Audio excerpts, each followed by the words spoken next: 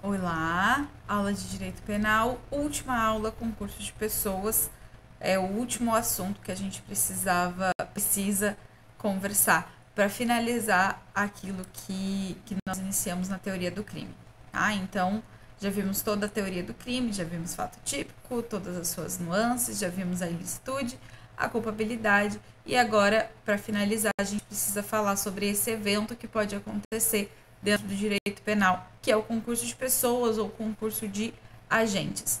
O que é o concurso de pessoas ou concurso de agentes? É quando eu tenho uma colaboração entre duas ou mais pessoas no cometimento de um crime. Ele está previsto lá no artigo 29, que vai colocar o quê? Que quem, de qualquer modo, concorre para o crime incide nas penas a estes combinadas na medida da sua culpabilidade. Então, a gente vai perceber que nós temos dentro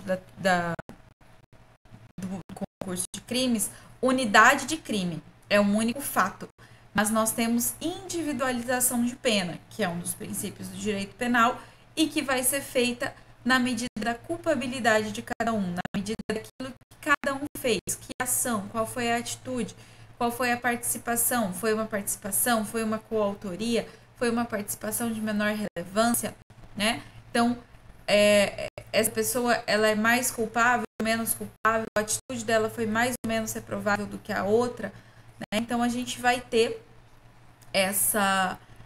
esse momento de fazer essa análise, tá? Eu tenho basicamente 4 requisitos para formar o meu concurso de pessoas. O primeiro dele é que todos os agentes precisam ser culpáveis. Então não adianta eu ter um não culpável, né? Um inimputável com um imputável. Por quê? Porque aí não é um concurso de pessoas. Aí eu vou estar falando de autoria mediata, tá? Então, culpabilidade de todos os agentes. Relevância causal das condutas. Todas as condutas precisam ter alguma relevância para o resultado final do crime. Seja ela a prática do núcleo do crime ou uma atividade acessória de participação, mas que permitiu e que colaborou para que o crime acontecesse, tá? Porque senão eu vou ter crimes autônomos, tá? E essa relevância causal, ela precisa ter uma concomitância, ou um prévio acordo, ou uma concomitância. Se eu ajudo apenas na consumação, não. Se eu ajudo no fato posterior à consumação, se eu ajudo após a consumação, né, a se esconder, a sumir com o objeto do crime, a fugir, aí eu já não tô fazendo uma participação ou uma coautoria, né? Eu já não tenho concurso. Eu tenho aqui um outro crime. Eu vou ter um crime autônomo aqui, mas não um concurso. A combinação prévia, tá? Eu preciso ter combinação prévia daquilo que vai ser feito, do papel de cada um. Mas eu só vou ajudar na fuga. Tudo bem, você combinou antes? Concurso de agentes. Você não concordou antes, você apareceu do nada e foi pego de surpresa. Aí é outra coisa, tá? Não é concurso de agentes. E o último requisito, e talvez o mais importante, é o vínculo subjetivo. No concurso de agentes, eu preciso que as pessoas ajam em cooperação consciente e voluntária. É o termo que a doutrina vai trazer. Cooperação consciente e voluntária. O que é isso? Existe um vínculo psicológico entre os agentes, uma combinação. Todos querem o mesmo objetivo, todos têm o mesmo fim, todos estão de acordo com o plano, com aquilo que vai ser executado, ok? Esse requisito, ele precisa estar presente, ele precisa ser demonstrado. Quando eu não consigo demonstrar o vínculo subjetivo, eu não posso atribuir o concurso de agentes, tá?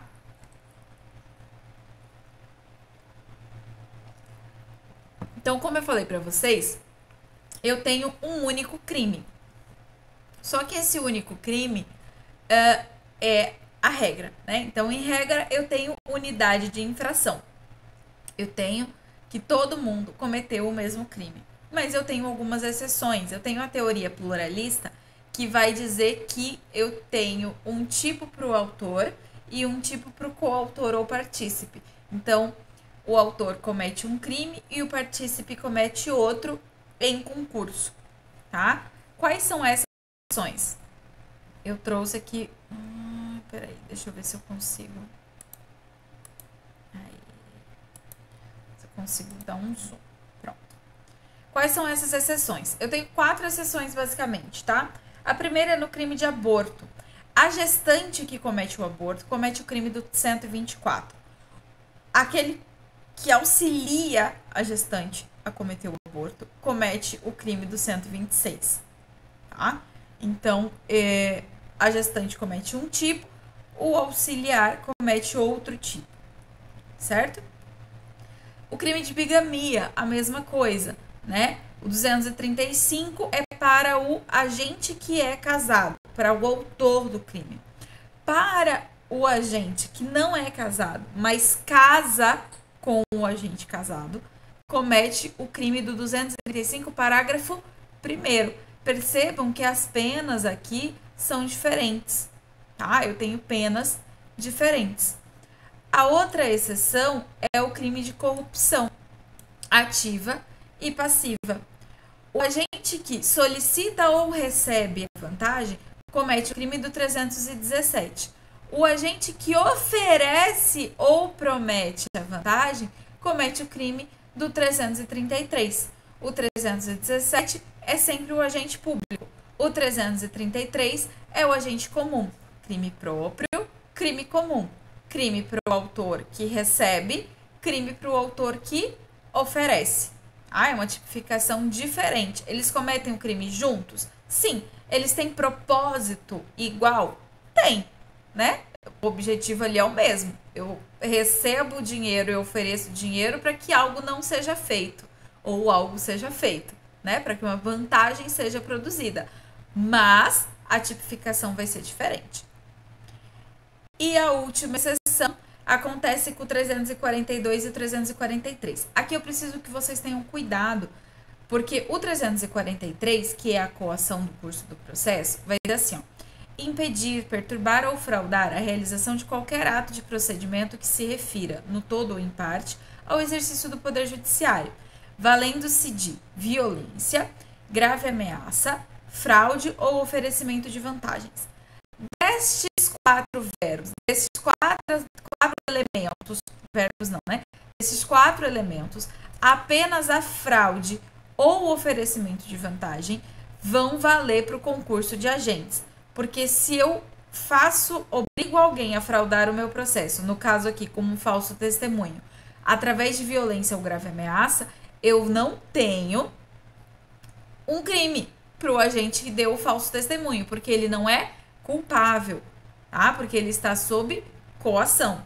Então, se for violência ou grave ameaça, eu vou a violência não, né? Mas a grave ameaça seria uma coação moral, provavelmente irresistível, que aí eu afasto a culpabilidade. Se for uma violência física, eu vou afastar lá atrás na tipicidade, ok? Então, aqui vale o falso testemunho para quem dá o falso testemunho e vale a coação para quem, junto com a testemunha, frauda ou compra a testemunha, tá? Oferece uma vantagem para a testemunha.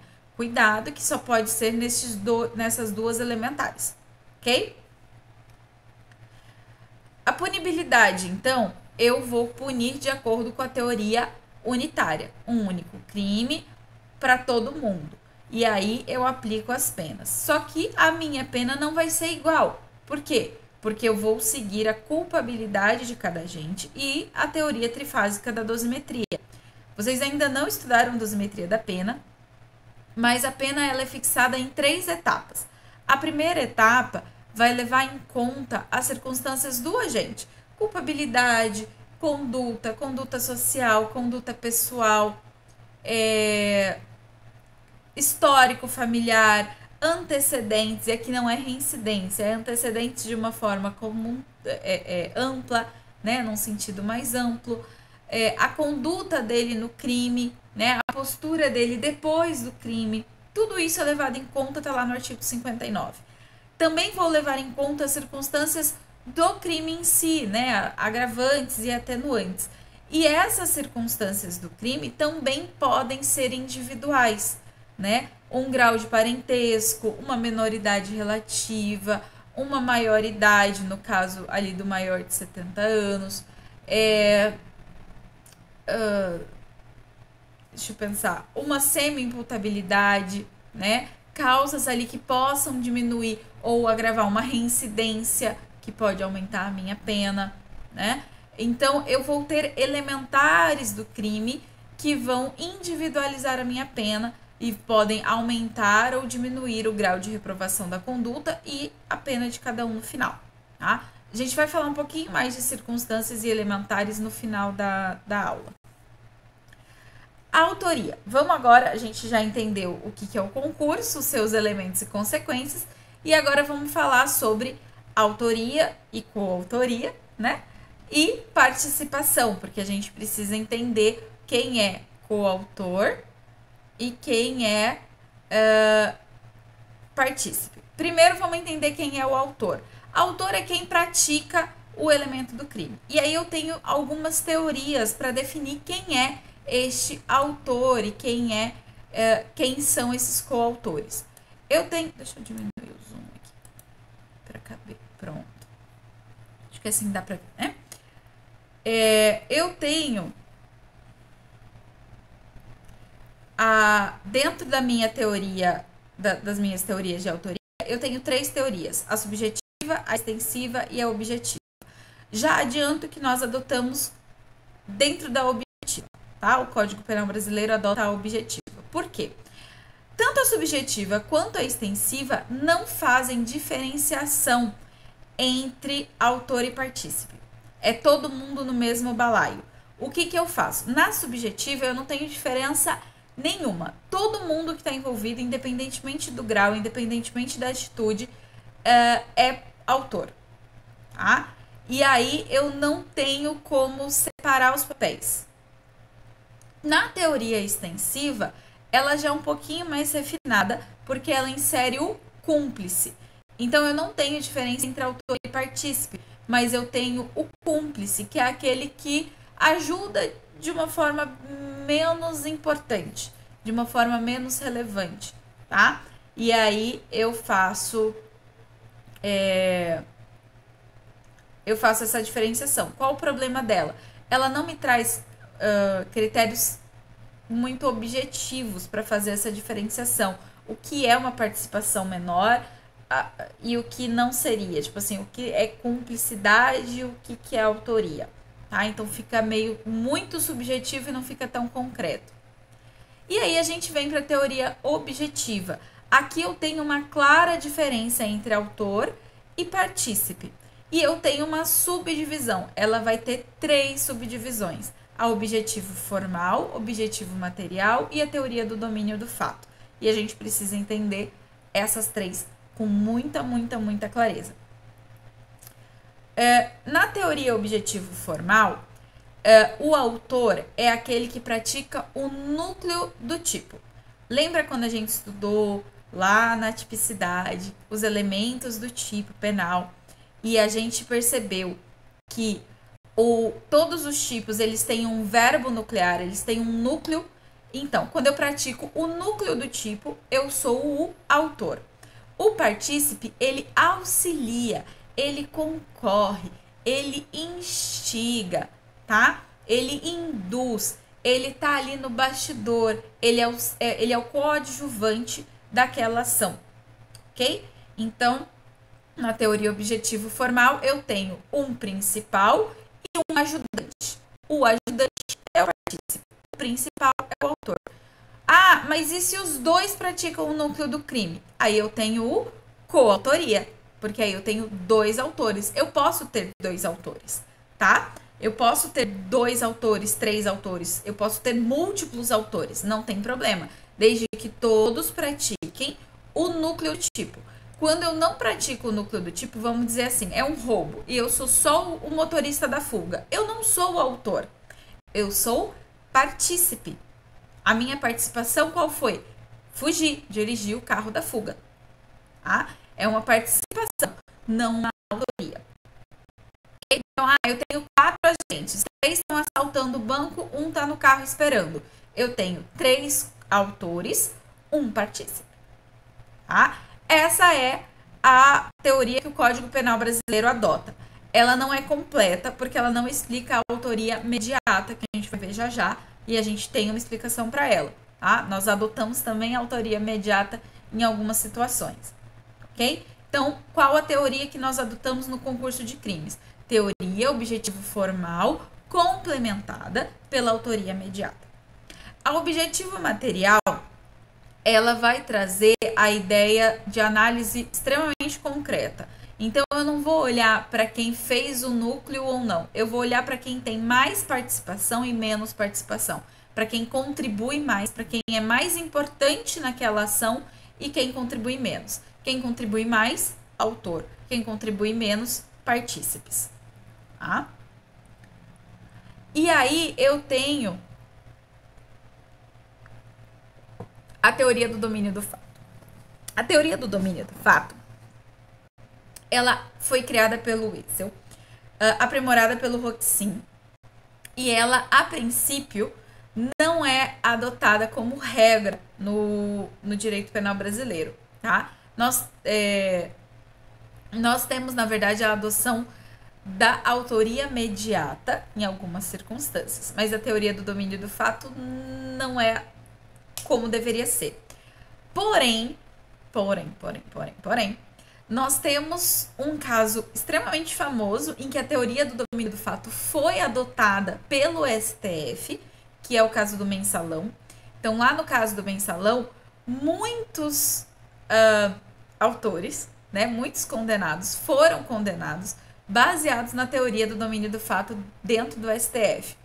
E ela foi inserida na Lei de Organizações Criminosas. O que a teoria do domínio do fato diz? Que além daquele que pratica o núcleo do tipo, além daquele que participa, eu tenho o autor intelectual da ação. Eu tenho o mestre que dá as ordens, que comanda as atitudes, que faz o planejamento. Ele detém o domínio do fato. Ele sabe tudo o que vai acontecer. Ele controla parte do que vai acontecer. Eu não vou dizer tudo porque não dá como controlar tudo. Mas ele controla parte do que vai acontecer. E ele... Só que ele não age.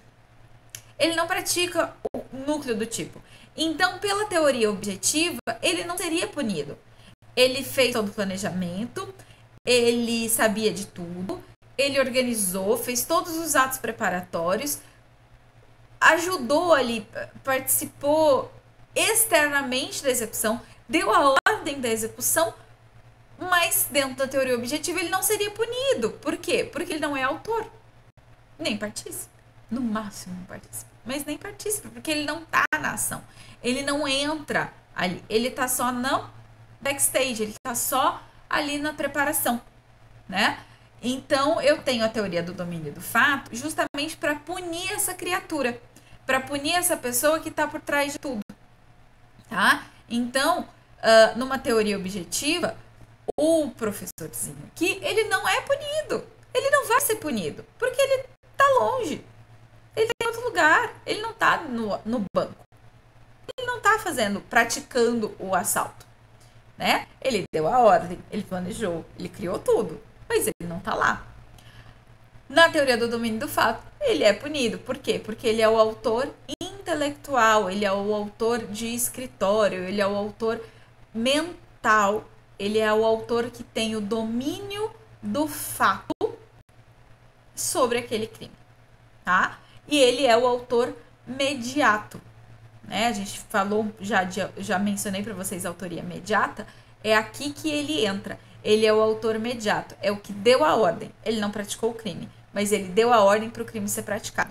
E aí, nisso, ele se torna parte desse crime, tá? Ele se torna autor desse crime.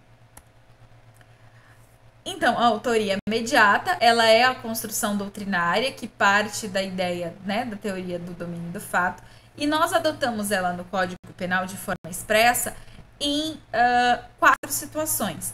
Coação moral, 4. Inimputabilidade, coação moral, obediência hierárquica. Aí o erro causado por terceiros, tá? Tá aqui, tá no slide. Eu não sei dar aula com slide. Eu esqueço de olhar pro slide. Quatro situações: coação moral, obediência hierárquica, inimputabilidade e o erro causado por terceiros. Eu acho que tá no próximo. Tá aqui, tá? Então, quando eu tenho inimputável com imputável, eu não tenho coautoria, eu tenho autoria imediata. Na coação moral irresistível, eu obviamente não tenho coautoria, porque um não é punido, né? Um não é culpável, o outro é. Na obediência hierárquica, a mesma coisa, e não faltou o erro induzido por terceiros, mas é a mesma lógica, né? Quando eu levo alguém a erro, para que esse alguém cometa o crime que eu quero que seja cometido, ele não é punido porque está num erro de proibição, eu serei punido porque eu sabia, tá? Eu levei ele a erro, eu fiz a indução, ok? Então, 4 situações de autoria imediata. A outra circunstância é nas organizações criminosas, né? Na lei de organizações criminosas, nós adotamos a teoria do domínio do fato, justamente por quê? Porque a liderança da organização criminosa, ela fica oculta da prática criminosa, né? Ele fica ali sem se envolver. Ele não faz a ação, ele só dá a ordem. E aí eu preciso de uma forma de responsabilizar esse líder. E essa responsabilização vem com a adoção da autoria imediata da teoria do domínio do fato. Tá? O que eu preciso demonstrar? Que aquele agente tem o domínio do fato, tem o controle da organização e dos seus subordinados, ok? Eu não preciso demonstrar que ele fez o ato, eu preciso demonstrar que ele deu a ordem, ou que ele tem capacidade de dar a ordem. Eu também posso chamar, essa autoria também pode aparecer para vocês, como autoria de escritório, tá? O agente de escritório é o que transmite a ordem, né? Ele tá ali dando a ordem, né? Fazendo tudo acontecer, mas ele não participa, tá? Como é que funciona a autoria imediata nos crimes, nos tipos criminais, né? Primeiro, crime culposo e crime doloso.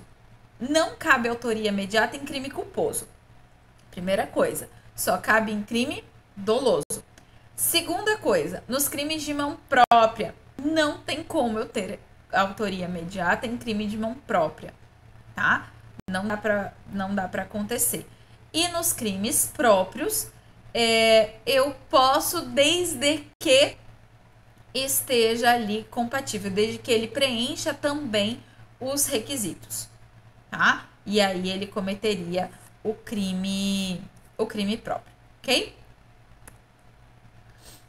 Outro tipo de autoria que a gente precisa conversar é a autoria por convicção. A autoria por convicção, ela é uma forma de crime ideológica. Eu não cometo crime para receber alguma vantagem, ou por um impulso, ou por um desejo. Eu cometo por uma ideologia, por uma crença minha. Pode ser uma crença política, pode ser uma crença religiosa, pode ser uma crença filosófica. Uma crença, uma ideologia, tá? Apesar da motivação diferenciada, eu vou ter punição, ok? A punição para o agente da autoria por convicção, ela não muda, tá? Eu posso ter ali uma relevância na hora da dosimetria da pena. Aí eu posso tentar levar em consideração uma ou outra circunstância. Agora, na responsabilização penal, eu não tenho como afastar apenas pelas convicções, ok? Um exemplo que a doutrina traz de autoria por convicção é na mãe que impede o tratamento do filho que é por transfusão de sangue e eles são testemunhas de Jeová, tá? Testemunhas de Jeová não aceitam receber a transfusão de sangue. E aí a criança tá ali doente e a mãe impede o tratamento, tá? Esse seria, obviamente, um crime omissivo, né? De você omitir o tratamento, impedir o tratamento, mas por uma convicção religiosa. Mas isso não afastaria a responsabilização penal, ok? Autoria coletiva. Aqui temos um espinheiro. Um espinheirozinho para mexer, tá?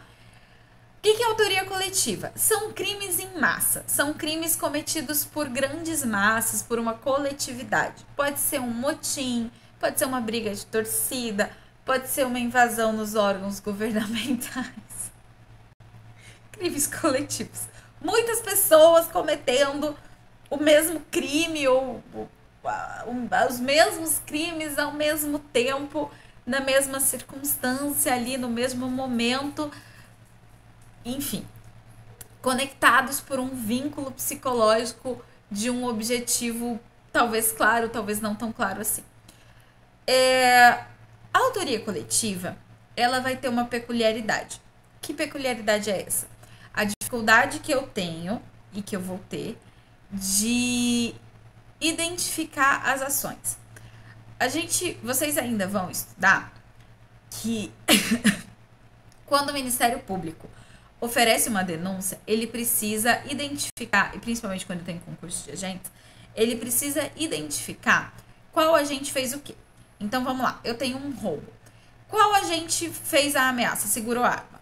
Qual agente sacou os dinheiros? Como foi a dinâmica? Eu preciso contar qual foi a dinâmica. Então, o agente A entrou no banco, rendeu segurança, o agente B esvaziou as caixas e o agente C ficou mantendo sob grave ameaça, né, sob mira de arma, todos os outros reféns enquanto o dinheiro era coletado.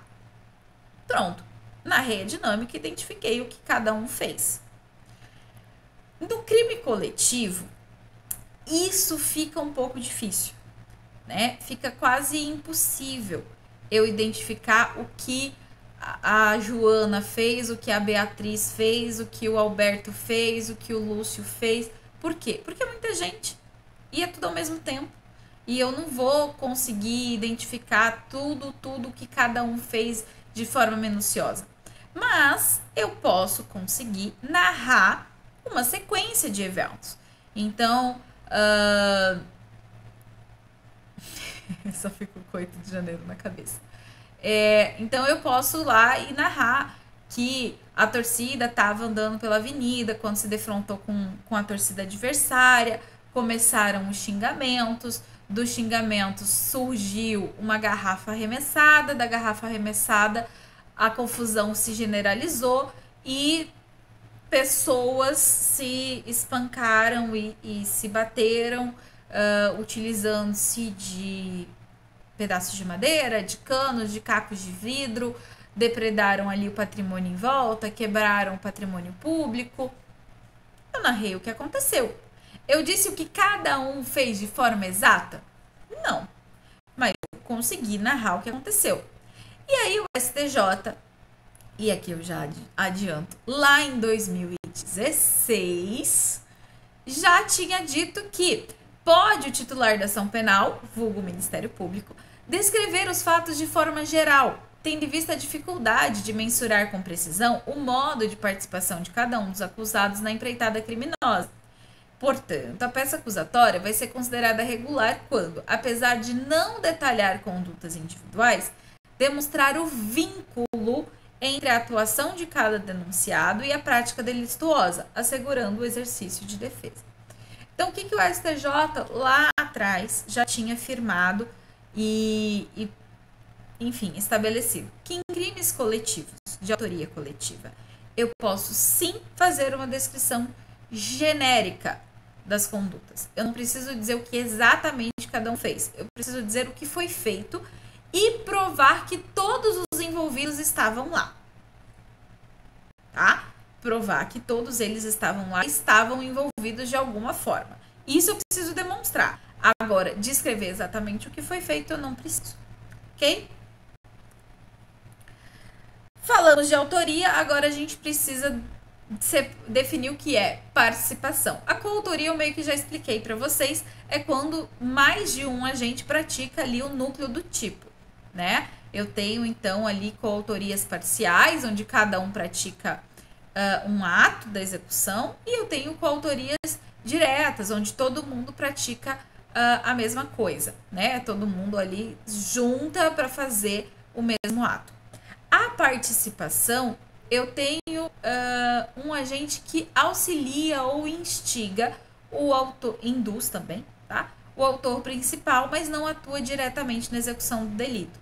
Então, a principal diferença é que eu tenho, eu tenho a plena participação, a pleno envolvimento de todos os autores, coautoria. Todo mundo praticou o verbo do crime. Na participação, eu tenho um que pratica o verbo do crime e outro que ajuda de alguma forma. Fornece o material, fornece a fuga, fornece a proteção, ajuda com os planos, tá? Fica de vigia, fica de carro de fuga. Esse é o partícipe. A coautoria, ela é possível em crimes próprios, desde que todo mundo tenha a característica. Não é possível nos crimes de mão própria. E o conceito do executor reserva é aquele que fica ali esperando. Se o autor não participa, ele entra. Esse executor reserva, mesmo que ele não entre, mesmo que ele não atue, se eu conseguir demonstrar que ele era o executor reserva, ele responde como coautor e não como partícipe, tá? Pela teoria do domínio do fato.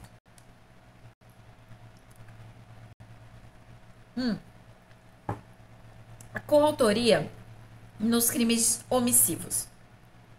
Aqui não há uma posição concreta doutrinária, tá? Parte da doutrina vai dizer que não é possível, em um crime omissivo, eu ter coautoria. Eu não posso ter dois agentes com direito, com o dever de agir no mesmo local que decidam, dentro de um vínculo subjetivo, se omitir. Outra parte da doutrina vai dizer que isso é sim possível e que eu teria responsabilização com a consideração da autoria, da coautoria, tá? Aqui é uma opinião minha, técnica, mas minha, né? Não sou doutrinadora. Então, e na prova? Na prova eu não vou cobrar debates de forma objetiva. Se eu for cobrar isso aqui numa prova, vai ser cobrado dentro da subjetividade da questão, né? Nas provas de concurso e OAB, eu ainda não achei questão que trate disso aqui, mas se aparecer, aí você vai ter que ver qual é a posição que a banca adota, tá? Você vai ter que ver quais os autores que a banca se baseia e qual a posição daqueles autores, tá? Eu, particularmente, entendo que é possível, sim, eu ter uma omissão em coautoria, um crime omissivo em coautoria, tá? Vai ser uma coautoria ali decidida meio que em cima da hora. É difícil? É difícil, mas é possível, tá? E eu acho que se for o que aconteceu, se for o caso concreto, eu vou lá e faço a punição da forma que tem que ser feita. Nos crimes culposos, é possível coautoria em crime culposo? É possível coautoria em crime culposo. Tá? Eu posso ter duas criaturas agindo de forma negligente, eu posso ter duas criaturas agindo de forma imperita ou imprudente. Participação? Não. Participação, não. Eu não posso admitir coautoria ou participação em crimes culposos. Coautoria, sim. Participação, não. Pronto. Aqui, antes da gente entrar em participação, a questão do cometimento de um crime mais grave. Essa situação é a seguinte. O combinado foi praticar um furto, tá? Então, A e B querem ali invadir, vão invadir a residência, que eles acreditam estar vazia, para cometimento de um furto. Quando eles entram na residência, o combinado é, vamos furtar, não precisa de arma. Ninguém leva arma. Quando eles entram na residência, eles descobrem que a residência não está vazia como eles pensavam. E este furto vai ter que evoluir para um roubo. E aí o B descobre que o A levou uma arma. E aí o A, com o uso da arma de fogo, mantém ali sob a grave ameaça, né, sob a mira da arma, a pessoa que estava dentro da residência, enquanto B pratica o furto. Enquanto B praticava o furto em um cômodo, pegava as coisas de um cômodo, o A mata a criatura em outro cômodo, sem a concordância, sem o B saber, sem o B ter como prever que isso aconteceria, porque ele nem esperava que tivesse uma arma, muito menos uma pessoa. Então, nós temos um furto que virou latrocínio. Neste furto que vira latrocínio, eu vou ter que analisar. O A, obviamente, vai responder ali pelo latrocínio, ele deu o tiro, ele que matou. O B, eu vou ter que fazer uma análise de quão previsível era para ele, se, tipo assim, se houve uma negligência dele no cometimento daquele homicídio, né? Daquela... Aqui, inclusive, tá errado, tá? O slide tá errado. Eles não respondem por homicídio, eles respondem por latrocínio. Ou, né, com o agravante do homicídio. O que acontece? Se ele for culpável, se eu demonstrar que ele concordou com o homicídio, ou que ele teria como prever aquela ação de forma muito clara, ele vai responder pelo crime mais grave, ele vai responder pelo latrocínio. Agora, se eu demonstrar que não, que ele não tinha como prever, que ele não concordava com aquele resultado, que ele não concordou e nem tinha o que fazer para impedir, aí ele não vai responder pelo latrocínio, ele vai responder pelo roubo simples, tá? Ele vai responder pelo roubo simples, mas não pelo latrocínio. Quem responde pelo latrocínio é só o A, tá? E aí, corrijam aqui, eu tô sem, deixa eu ver se eu consigo. Eu ainda vou mandar isso aqui pra vocês. Peraí, deixa eu sair da... Deixa eu fazer isso, antes que eu me esqueça.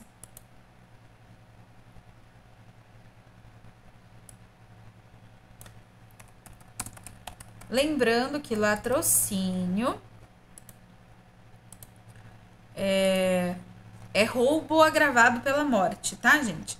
Não é um crime específico, ele vai estar lá dentro do crime de roubo, é um roubo agravado pela morte, que a gente comumente chama de latrocínio, tá?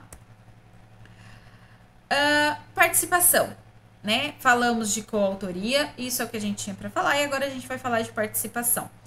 Eu tenho dois tipos, participação moral e participação material. Na participação moral, eu tenho induzimento ou instigação pelo crime sem execução do partícipe, tá?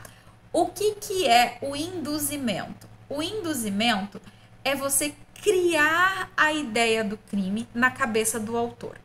Então, você vai pegar ali a pessoa e vai ficar plantando a sementinha, vai ficar ali fazendo um trabalho de vamos, e se, e você vai plantando aquela ideia na mente da pessoa até a pessoa executar.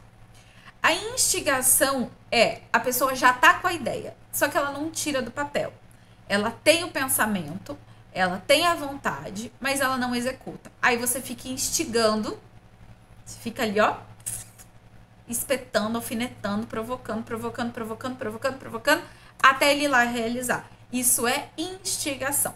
E aí você tem uma participação e você responde por essa participação. A participação material é quando você vai lá e ajuda mesmo. Você não pratica o núcleo, mas você ajuda, que é aquilo que a gente já tá falando. Você é o carro de fuga, você é o vigia, né? Você consegue ali a chave de acesso, você consegue o plano, alguma coisa você auxilia, tá? Então, você tem ali o propósito de colaborar e colabora de forma efetiva, tá? Tem que ser de forma efetiva. Como é que é a punição do partícipe? Eu tenho 4 teorias. Das 4 teorias, qual a gente adota? A gente fica entre a 2 e a 3, tá? A gente fica entre a limitada e a máxima. A gente não usa a mínima e a hiperassessoriedade, tá? Na assessoriedade mínima, ele tá dizendo que o partícipe vai ser punido sempre que tiver um fato típico. Pronto. Ocorreu um fato típico, o partícipe tá no baile. Mas, professora, o autor agiu em legítima defesa. é legítima defesa, não tem crime principal. Não interessa. O autor não vai ser punido, mas o partícipe vai. Percebeu por que a gente não aplica a acessoriedade mínima?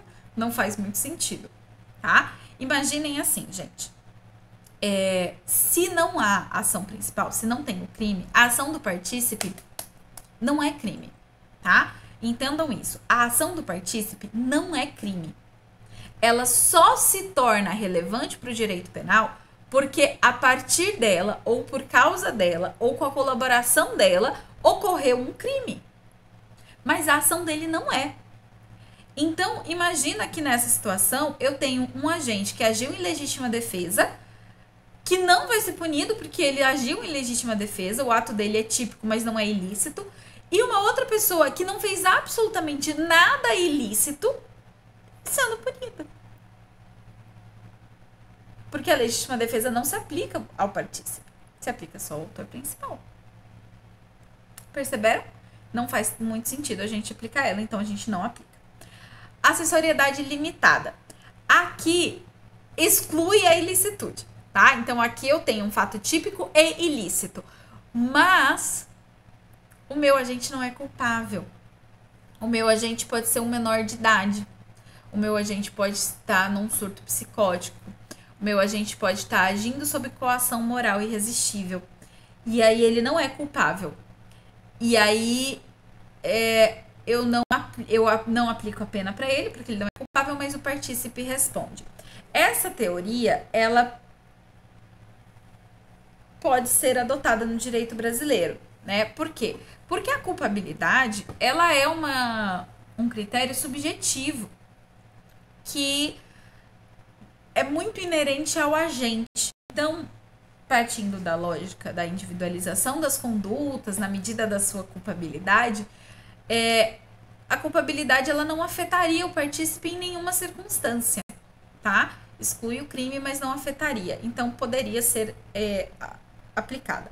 Eu, particularmente, não adotaria a acessoriedade limitada, né? Porque se eu parto da lógica de que há uma ação principal, uma ação acessória, e que se eu tiro a ação principal, a ação acessória cai, se eu tiro a culpabilidade, eu não tenho crime. Se eu não tenho crime, a ação do partícipe também se torna irrelevante, tá? No meu ponto de vista, tá? Na minha técnica, seria assim que eu trabalharia, ok? Mas a doutrina, ela adota também a acessoriedade limitada. E os tribunais também. Então, trabalhem dessa forma, ok? Acessoriedade máxima.